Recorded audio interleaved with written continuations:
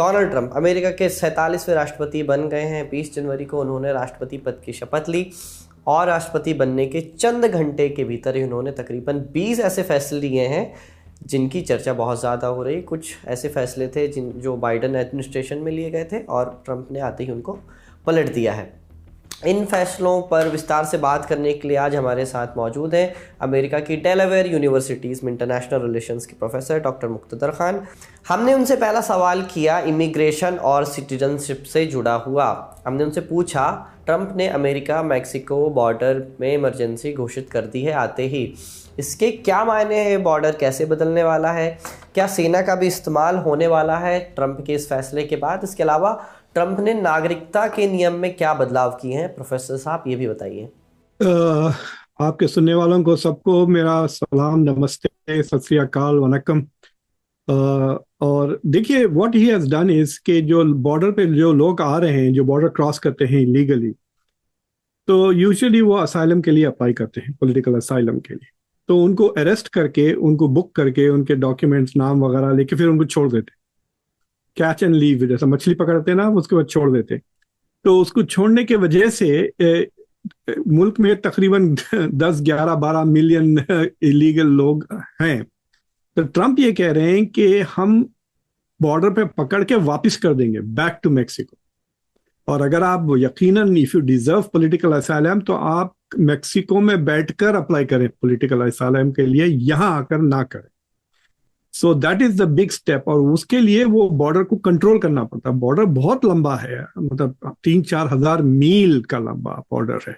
So he is going to block that using the military. और दूसरी चीज ये करेंगे कि ट्यूसडे से वो शुरू कर रहे हैं, यानी कल सुबह से आइस के एजेंट, जो कस्टम्स और बॉर्डर सिक्योरिटी के जो एजेंट्स है, वो डिफरेंट शहरों में जितने भी इलीगल जो इमिग्रेंट्स हैं और जो जिन्होंने क्राइम्स किया है और जो जेलों में है, उन सब को डिपोर्ट करना शुरू कर देंगे। So this is going to be mass deportation. तो ये लो हैंगिंग फ्रूट कहते हैं, मतलब ये जरा आसान है क्योंकि ये बंदे ऑलरेडी जेल में हैं और ऑलरेडी इन्होंने क्राइम कर चुके हैं अमेरिका में। मतलब वो अमेरिका में इलीगल भी है और उसके बावजूद क्राइम किए। यूजुअली शराब पी के अपनी बीवियों को मारते हैं, फिर बीवी पुलिस को फोन कर देती है, फिर इनको पकड़ के लोग बंद कर देते हैं, या चोरी करते हैं, या इस तरह के थोड़े बहुत क्राइम्स ये लोग जो कमिट कर। बास तो गैंग्स से ताल्लुक है, मेनी ऑफ देम आर मास, मतलब मास किलिंग वगैरह भी किए हुए हैं, ड्रग स्मगलिंग भी है, तो उन सबको ये डिपोर्ट करने वाले हैं। So that is the main thing about immigration. और जो बर्थ राइट की बात कर रहे हैं आप, जो दूसरी चीज वो चेंज करना चाह रहे हैं कि अमेरिका के कॉन्स्टिट्यूशन के मुताबिक अगर आप अमेरिका में पैदा हुए तो आप अमेरिकन सिटीजन हो जाए। ना सिर्फ अमेरिका में, अगर अमेरिका के किसी बेस पे पैदा हो गए आप, तो आप अमेरिकन सिटीजन बन जाएंगे। मिसाल के तौर पे आपको याद होगा, चंद साल पहले ओबामा के खिलाफ सेनेटर जॉन मैकेन कैंपेन लड़े थे। तो जॉन मैकेन अमेरिका में नहीं पैदा हुए थे, वो अमेरिका के एक मिलिट्री बेस पे पैदा हुए थे। So that made him eligible to run for president. जैसा मैं सिटीजन हूं लेकिन आई एम नॉट एलिजिबल क्योंकि मैं अमेरिका में पैदा नहीं हूं। So I can't run for president without a change in the constitution. हालांकि मेरे स्टूडेंट्स ने पिछले 10 साल से कैंपेन शुरू की हुई है to change that just for me. अगर आप इंटरनेट पे जाएंगे तो आपको एक वेब पेज मिल जाएगा, change the constitution so doctor Khan can run for president कहकर। तो बर्थ राइट ये चीज होती है कि लोग क्या करते हैं, छुट्टी पे आते हैं, वेकेशन पे आते हैं और बच्चा पैदा करके चले जाते हैं। तो बच्चा जो है सो वो सिटीजन बन जाता है, फिर बाद में जाके वो पेरेंट्स को बुला लेता है जब वो 18 साल का हो जाता है। दूसरी चीज ये है कि यहाँ रुक जाते हैं बच्चे के खातिर, और उसको एंकर बेबीज कहते हैं। तो वो बच्चे के खातिर जजेस वगैरह डिपोर्ट नहीं करते। तो ट्रंप चाहता है कि वो ही खत्म कर दे। तो ये जो अपील है, जैसा कि स्टूडेंट्स आए हुए हैं, अब कई पीएचडी स्टूडेंट्स आते हैं, बच्चे पैदा कर लेते हैं यहाँ पर, तो बच्चे उनके सिटीजन्स हो जाते हैं। So then it becomes easier to stay. तो he wants to cut that off by saying कि बर्थ राइट सिटीजनशिप आपकी हम खत्म कर देंगे। ट्रंप ने अमेरिका का नाम पेरिस एग्रीमेंट और वर्ल्ड हेल्थ ऑर्गेनाइजेशन से वापस ले लिया है। पेरिस एग्रीमेंट हुआ था 2015 में, पेरिस शहर में हुआ था, इसलिए उसका नाम पेरिस एग्रीमेंट पड़ा। इसका लक्ष्य था, इस जो एग्रीमेंट हुआ था इसका लक्ष्य था कार्बन उत्सर्जन को कम करना। जब ट्रंप पहली बार चुनकर आए थे अमेरिका में, तब उन्होंने अमेरिका का नाम वापस ले लिया था इस एग्रीमेंट से पहली बार। फिर बाइडन आए, बाइडन ने ये समझौता बहाल कर दिया और अब ट्रंप की फिर वापसी हुई है, इसलिए फिर से अमेरिका का नाम इस एग्रीमेंट से वापस ले लिया गया है। इस समझौते से क्या असर पड़ेगा अमेरिका को, और इसके अलावा प्रोफेसर साहब ये भी बताइएगा कि WHO का हिस्सा नहीं रहा है अमेरिका, इसका क्या असर होने वाला है? देखिए, पेरिस का तो एक किस्म की जिद थी, क्योंकि जब वो 2016 में आए थे, 17 में आए, ही रिमूव्ड इट एंड फिर बाइडन ने वापस डाल दिया, तो ही हैज विथड्रॉन। दूसरी चीज ये है कि जो जो सबसे बड़ा एनवायरमेंटल इनिशिएटिव है, that is against fossil fuels ना, गैस पेट्रोलियम के खिलाफ है। और जिस तरह से ट्रम्प इलेक्ट्रिक व्हीकल्स के खिलाफ जा रहे हैं, एक एक चीज उन्होंने ये भी की कि इलेक्ट्रिक व्हीकल्स के ऊपर जो फेडरल ग्रांट्स और सपोर्ट है वो खत्म कर दिए। हालांकि उसका नुकसान सबसे ज्यादा इलॉन मस्क को होगा बिकॉज ऑफ टेस्ला, लेकिन ही वांट्स टू, मतलब अमेरिका की जो एनर्जी स्ट्रेटेजी है उसमें कोल और ऑयल को बहुत ज्यादा अहमियत वो दे रहे हैं। So and that is why he doesn't want to join Paris accord, जहां पे आप कमिट करते हैं कि we will reduce fossil fuels वगैरह। और जहां तक वर्ल्ड हेल्थ का ऑर्गेनाइजेशन का सवाल है, it is not a help for America. America does its own benchmarks for health, और फिर उल्टा हम ज्यादा पैसे WHO को देते जो दूसरे मुल्कों में इस्तेमाल किए जाते हैं, दैट इज। लेकिन देखिए ट्रंप ने तकरीबन 170 या 180 के करीब टोटल एग्जीक्यूटिव ऑर्डर्स उन्होंने साइन किए हैं 2 शिफ्ट्स में। और एक एग्जीक्यूटिव ऑर्डर के थ्रू उन्होंने जो बाइडन के 78 एग्जीक्यूटिव ऑर्डर्स को रिवर्स कर दिया एक ही उसमें। तो मेरे ख्याल से जस्ट हैव द नंबर्स की लिस्ट, मतलब लिस्ट बना दी वो 78 एग्जीक्यूटिव ऑर्डर्स की, और कहते these are all invalid from now. America में पिछले 3 साल से टिकटॉक बैन का मुद्दा छाया हुआ है। बाइडन सरकार ने इसकी पूरी तैयारी कर ली थी बैन लगाने की। आरोप लगे थे कि टिकटॉक चीन को डेटा बेच रहा है, उसके बाद ये data communist party of China से होते हुए जा रहा है, ये सब दावे किए गए थे, आरोप लगे थे। 2023 में टिकटॉक के CEO की अमेरिकी कांग्रेस में पेशी भी हुई थी, वहाँ उनसे कई सवाल भी पूछे गए थे। फिर कयास लगाए जा रहे थे कि ट्रंप जैसे ही आएंगे वो टिकटॉक पर बैन लगा देंगे, लेकिन इसका उल्टा हुआ। ट्रंप ने टिकटॉक के CEO को अपने शपथ ग्रहण समारोह में भी दावत दी, उनको बुलाया, और जो बैन लगाने की बात हो रही थी उसे 75 दिन के लिए टाल दिया गया है। ऐसा क्यों किया उन्होंने?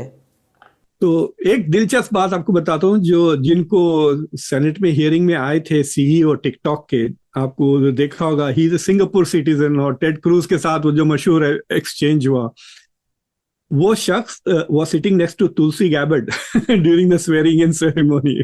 तो लोग कह रहे थे कि भाई ये टिकटॉक अगर इन चाइना का स्पाई एजेंसी है तो वो अमेरिका के स्पाई लीडर के बाजू कैसा बैठा हुआ था। It was a very strange setting. देखिए ट्रंप ने क्या कहा है कि पहले ही try to put pressure the Supreme Court को कि उसको बैन को रेटिफाई ना करें, लेकिन Supreme Court went ahead with the ban, तो इन्होंने एग्जीक्यूटिव ऑर्डर से उसको रिवर्स कर दिया फॉर 75 डेज, इस शर्त से कि 50% अमेरिकन ओनरशिप होनी चाहिए आफ्टर। सो 75 डेज है जो बाइडन ने कंडीशन रखी थी कि वो बेच दे to an American, that they didn't want to do, because TikTok के 2 चीजें बहुत इंपॉर्टेंट है। एक मेंबरशिप, जो लोग साइन अप किए हुए हैं, मतलब मिलियंस ऑफ मेंबर्स हैं। दूसरी उसका एल्गोरिथम, जिसका वो सर्च, जिस तरह से वो आपको कनेक्ट करता है, दैट इज वेरी इंपॉर्टेंट। लेकिन ट्रंप, मुझे लगता है कि ट्रंप के लिए बहुत सियासी महंगा पड़ेगा, क्योंकि टिकटॉक को बैन करने की सिर्फ एक वजह थी कि अमेरिका में ये समझते हैं कि टिकटॉक के वजह से अमेरिका की जो अगली जनरेशन है वो पूरी की पूरी प्रो पैलेस्टाइन एंटी इजराइल हो गई। तो जो एंटी इजराइल सेंटिमेंट आपको यूनिवर्सिटीज में दिखता है, प्रो पैलेस्टाइन सेंटिमेंट वगैरह, ये सिर्फ टिकटॉक पे है, क्योंकि सिर्फ टिकटॉक एक ऐसा सोशल मीडिया है जहां पे ट्रूली फ्रीडम ऑफ स्पीच है। क्योंकि एक्स, यूट्यूब, वाई, फेसबुक, आपको पता है कि आप तो यूट्यूब पे वीडियोस चढ़ाते होंगे, आई डोंट नो आपको कितनी देर लगती है। जब मैं 20 मिनट का वीडियो चढ़ाता हूं, मैं जरा हैवी GB लेता हूं, मतलब वो 4, 5, 6, 7, 8 गीगाबाइट्स की फाइल होती है। तो यूट्यूब पे चढ़ने के बाद 15-20 मिनट लगते हैं उसको वो कॉपीराइट चेक करके अप्रूव कर देता है। लेकिन द मोमेंट टाइटल के नाम में मैं इजराइल या पैलेस्टाइन डालता हूं तो कभी कभी मुझे 24 घंटे अटका देता है यूट्यूब। और डिस्करेज कर देता है, इट डज नॉट, उसके एल्गोरिथम पे स्लो हो जाते हैं। तो मुझे बार बार उसको शेयर करना पड़ता है एक्स पे जाके, फेसबुक पे जाके, to get viewership, because YouTube is suppressing all critical. तो because TikTok was the only free या कहिए कि प्रो पैलेस्टाइन सोशल मीडिया, उसको बंद कराने की कोशिश करे। तो ट्रंप का जो एडमिनिस्ट्रेशन है वो पूरा प्रो इजराइल है। तो मुझे लगता है कि Trump is trying to make a deal with Xi Jinping, इसलिए सबसे पहले शी जिनपिंग को दावत दी, फिर शी जिनपिंग से फोन पे बात की, फिर टिकटॉक को वापस लेकर आया, फिर जो उन्होंने प्रॉमिस की थी कि पहले दिन में लगा दूंगा टैरिफ, वो नहीं लगाए, और आप कह रहे हैं कि मैं पहले 100 दिन में चाइना जाना चाह रहा हूं। तो 5 उन्होंने इनिशिएटिव्स लिए हैं प्रो चाइना। तो मुझे लगता है he wants to make a deal with China, और वो सारे के सारे पहले 90 दिन में हो जाए। 6 जनवरी 2021 को ट्रंप के समर्थकों ने कैपिटल हिल में दंगे किए थे। हुआ ये था कि 2022 नवंबर में जो इलेक्शन हुए थे उसमें जो बाइडन जीत गए थे, ट्रंप ने अपनी हार मानने से इनकार कर दिया था। तो उसके बाद जो बाइडन के विरोध में और ट्रंप के समर्थक में जो ट्रंप के बड़े फैंस थे वो कैपिटल हिल में घुस गए थे। उन्होंने वहाँ दंगा किया, तोड़फोड़ की कैपिटल हिल बिल्डिंग में। उसके बाद से जो भी लोग इसमें शामिल थे उन पर बहुत सारे केस दर्ज हुए थे। तो ट्रंप कहते आ रहे थे कि जैसे ही वो राष्ट्रपति बनेंगे, जितने भी लोग इसमें शामिल थे उन पर लगे चार्जेस हटा देंगे, उनको माफ़ कर देंगे, पार्डन दे देंगे। और ट्रंप ने वैसा ही किया, पहले ही दिन इन लोगों को माफ़ी दे दी है। इसका क्या असर होने वाला है प्रोफेसर साहब? ट्रंप ने अपने तकरीरों में बार बार कहा कि मैं माफ कर दूंगा। जब उनसे प्रेस वाले पूछते थे तो जब वो टेढ़ा मेढ़ा जवाब देते थे इनसे, लेकिन उनकी तकरीरों से इट वाज क्लियर। अगर आप जनवरी 6 में पकड़े गए तो आपको ऐसा लग रहा था कि मेरी छूट हो जाएगी। और उन्होंने 500, लेकिन उनको this was a difficult decision, क्योंकि 61% अमेरिकन इसके खिलाफ है।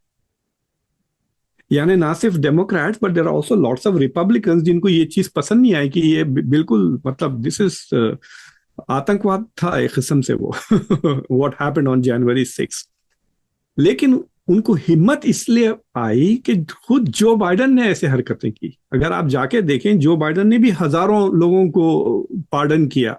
इनफैक्ट लास्ट 15 मिनट पहले उन्होंने अपने पूरे खानदान को पार्डन कर दिया, कॉम्प्रिहेंसिव, जैसा कि सारे के सारे खानदान is like a war criminal family. तो वो अपने खानदान को प्रीएम्प्टिवली प्रोटेक्ट कर रहे हैं।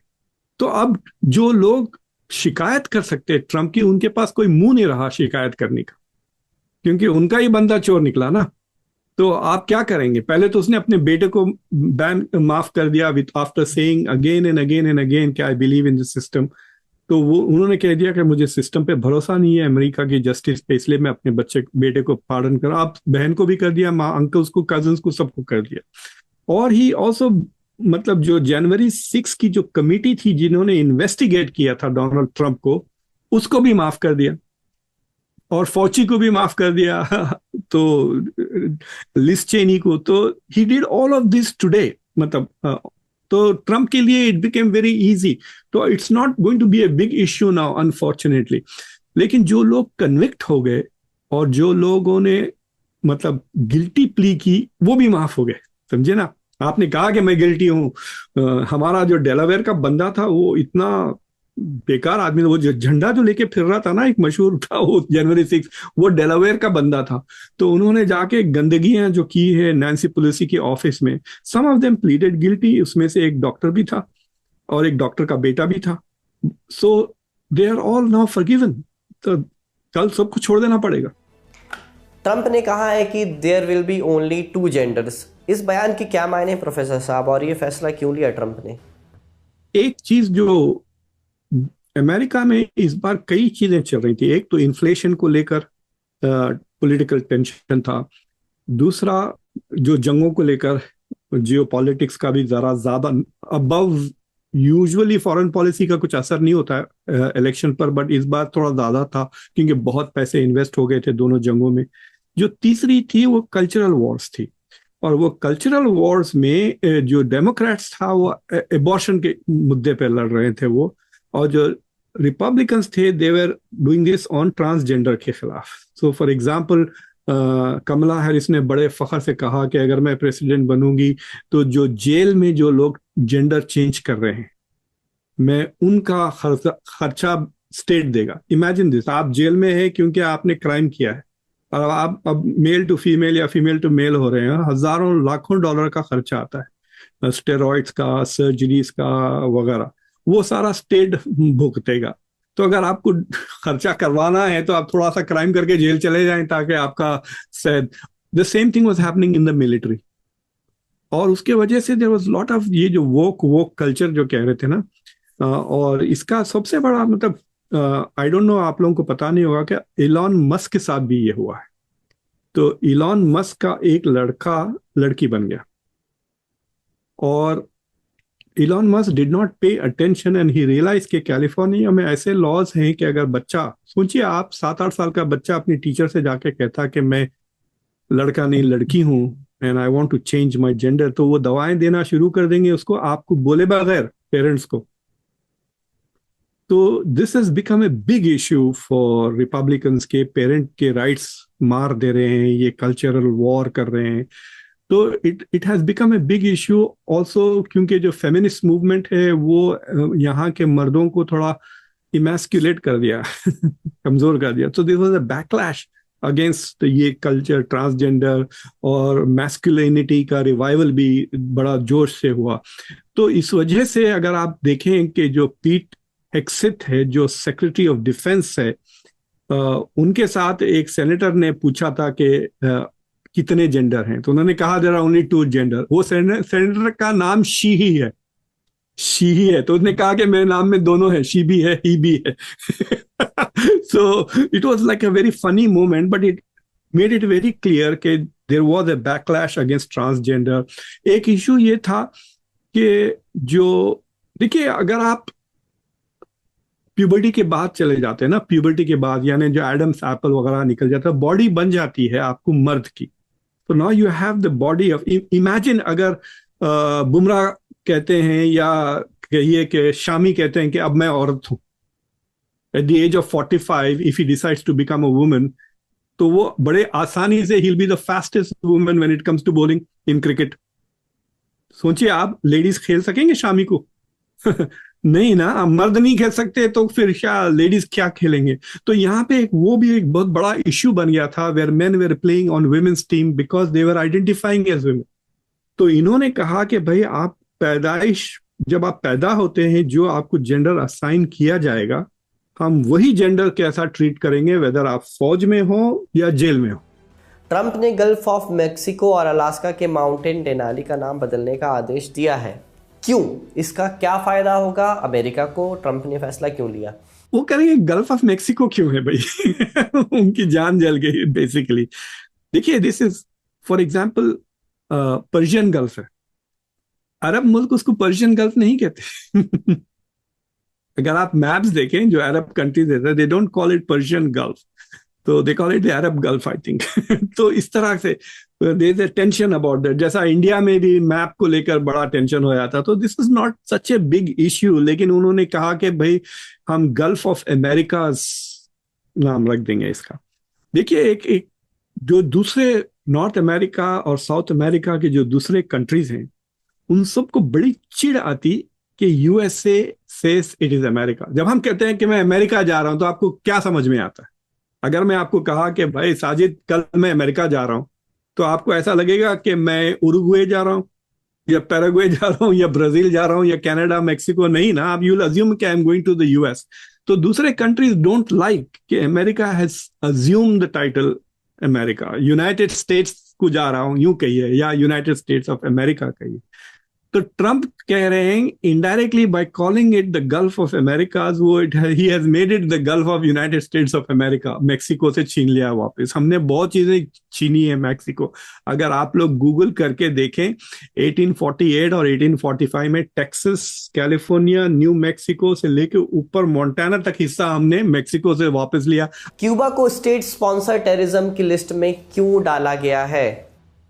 लॉबी है मार्को रूबियो और फ्लोरिडा की लॉबी। फ्लोरिडा में बहुत बड़ी क्यूबन लॉबी है जो is against the current government. वो पुरानी राइट विंग कैपिटलिस्ट लॉबी है। It's very strange thing. अगर आप, मैंने मायामी में 2-3 साल गुजारे हैं, और तो मैंने बहुत इंटरेक्ट किया है क्यूबन से। मैंने आज तक सिर्फ वो क्वालिटी सिर्फ नॉन इस्लामिक ईरानियंस में देखी है, जो अपने ही मुल्क से इतनी दुश्मनी लगते हैं कि दे बिकम हैप्पी। तो अभी जब ईरान के ऊपर बमबारी कर रहे थे, तो ईरानियन अमेरिकन बहुत ज्यादा खुश हो रहे थे, because they hate the Islamic regime so much कि वो ईरान के दुश्मन बन गए। और the same thing with Cuban, कि वो कम्युनिस्ट गवर्नमेंट को इतनी नफरत करते हैं कि वो मुल्क के खिलाफ जितने भी स्टेप्स ले, they become very happy because they think it will hurt the government. हालांकि गवर्नमेंट्स को असर नहीं होता है, उनके रिश्तेदारों को तकलीफ पहुंचती है, उनके जो रिलेटिव्स वगैरह है। So he has done that just to please the Cuban lobby. और काफी प्रोमिनेंट क्यूबन्स हैं। एक जोक कहते हैं कि America has an island in Cuba, जो ग्वांटानामो है। अमेरिका ने ग्वांटानामो को किराए पे लिया है, और मुझे ख्याल से हर महीना शायद $25,000 हम किराया देते हैं उस इलाके का। और क्यूबा कभी नहीं कैश करता वो चेक। तो बैंक को जाते हैं, but he have never cash it. I don't know, it must be hundreds of millions of dollars by now. लेकिन जो जोक है कि America has an island in Cuba, and Cuba has a state in America which is Florida, because उसमें इतने ज्यादा, Ted Cruz भी Cuban है, Marco Rubio भी क्यूबन है। So there is a lot of Cuban influence. सो वो सोच रहे हैं कि मतलब he is just trying to make them happy. मतलब जैसा कि उन्होंने बांग्लादेश के बारे में ट्वीट किया था, this is just something like that, कि इनको खुश कर दें, इनसे सपोर्ट मिली है हमको। जी शुक्रिया डॉक्टर मुक्तदर हमारे साथ जुड़ने के लिए। डोनाल्ड ट्रंप से जुड़ी और जितनी भी अपडेट्स हैं वो आपको ललन टॉप पर मिलती रहेंगी। आप देखते रहिए ललन टॉप। शुक्रिया।